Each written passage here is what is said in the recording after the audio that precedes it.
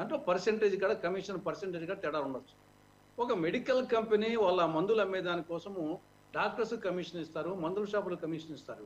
Same అదే విధంగా ఇక్కడ కూడా ఒక బ్రాండ్ అమ్మేదానికి, ఒక కంపెనీ అమ్మేదానికి వాళ్ళు కేసు కింత అని ఇస్తారు. ఏదో సరఫరాదారులు కేసు కింత, అది కేసుకు 150 లేకుంటే 450 మీడియంగాన ఆ యొక్క బ్రాండ్ బట్టి దానికి వాళ్ళ కాస్ట్ బట్టి వాళ్ళకి ఎంత మిగులుతుంది కంపెనీ వాళ్ళకు అనే దాని విధంగా ఇక్కడ ఒక్కొక్క కేసుకు బ్రాండ్ బట్టి 150 రూపాయలు 400 రూపాయల దాకా నెలకు ఈ మద్యం సరఫరా చేసే కంపెనీలు దాదాపు నెలకు 60 కోట్ల రూపాయలు కసిరెడ్డి రాజశేఖర రెడ్డికి ఇచ్చేవాళ్ళు, కసిరెడ్డి రాజశేఖర రెడ్డి మిథున్ రెడ్డికి ఇచ్చేవాళ్ళు, మిథున్ రెడ్డి జగన్మోహన్ రెడ్డికి ఇచ్చేవాళ్ళు. ఇది ఓవరాల్గా వచ్చేసి ప్రూఫ్ కాలేదు. ఇది వచ్చేసి ఓవరాల్గా సారాంశం ఏమంటే మద్యం సరఫరా చేసే కంపెనీలు ఒక్కొక్క కేసుకు 150 రూపాయల నుండి 400 రూపాయల దాకా బ్రాండ్ బట్టి నెలకు 60 కోట్ల రూపాయలు కసిరెడ్డి రాజశేఖర రెడ్డికి ఇచ్చేవాళ్ళు, రాజశేఖర రెడ్డి మిథున్ రెడ్డికి ఇచ్చేవాళ్ళు.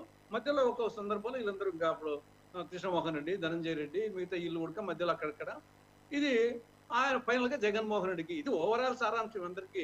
కానీ దానికి వచ్చేసి ఒకదానికి లింక్ పెట్టాలి కాబట్టి లింక్ కోసం ఈ చుట్టూ జరుగుతూ ఉంది. ఈ ఫైనల్ గా వచ్చేసి అరెస్ట్ చేసేది వేలు, దాని తర్వాత బెయిల్ వస్తాయి, ఇవన్నీ వస్తాయి. కానీ ఫైనల్ గా విచారణలో వచ్చేసి మనము కథ రాసినప్పటికీ, స్టిల్ పే రాసినప్పటికీ నీకు వచ్చేసి ఆ నెలకు 60 కోట్లు, ఆ విధంగా 50 నెలలకు 3000 కోట్లు, అది దానికి ప్రూఫ్ చూపాలా. ఆ ప్రూఫ్ దొరికితే డెఫినెట్ గా వచ్చేసి శిక్ష పడుతుంది. ఆ ప్రూఫ్ దొరకకుంటే కథ అంతా నడుస్తుంది. ఈ లోపల సరే పబ్లిక్ లకి ప్రజా కోర్టులో తీర్పు వస్తుంది, కానీ కోర్టు తీర్పుకు మాత్రము ఖచ్చితంగా జడ్జి ముందర హత్య గావించబడినా కానీ సాక్ష్యం లేకుంటే జడ్జి ఏం తీర్పు లేడు.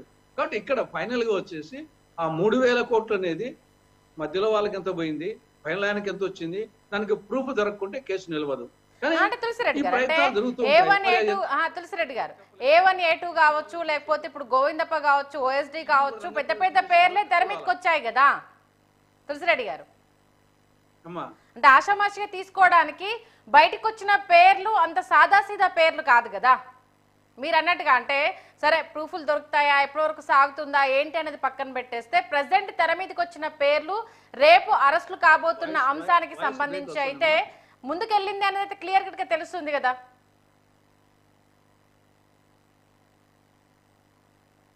తులసిరెడ్డి గారు వినిపిస్తుందా?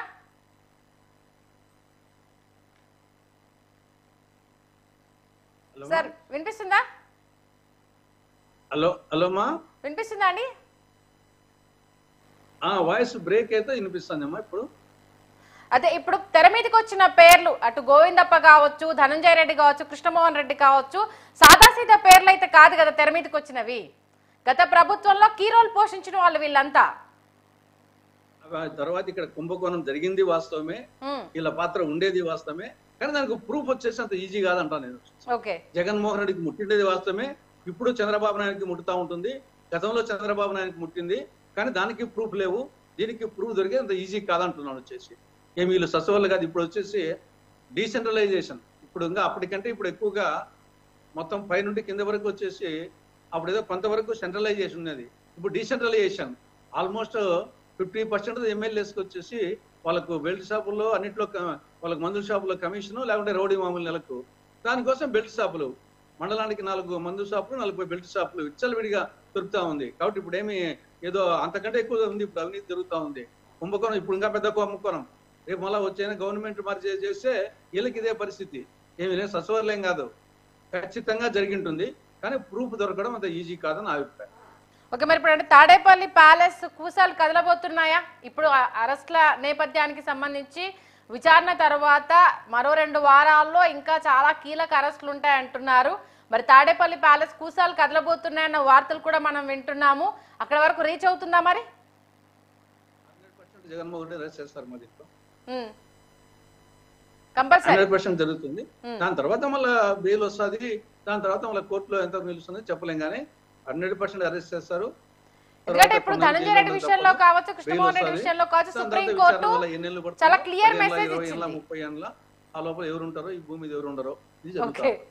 అంటే ధనంజయ రెడ్డి కావచ్చు, కృష్ణమోహన్ రెడ్డి కావచ్చు, ఇద్దరు సుప్రీంకోర్టును ఆశ్రయించినప్పుడు సాక్ష్యాధారాలు ఉన్న నేపథ్యంలో బెయిల్ ఇవ్వడం కుదరదు, మధ్యంతర రక్షణ ఇస్తాము, విచారణకు హాజరు కావాల్సింది అంటూ క్లియర్ కట్ ఒక పాయింట్ ని మెన్షన్ చేసింది. కాబట్టి ఖచ్చితంగా కొన్ని కూసాలు కదలబోతున్నాయి అన్న దానికి ఈ జడ్జిమెంట్ అనేది కొంత ఊతమిస్తుంది అన్నది పాయింట్.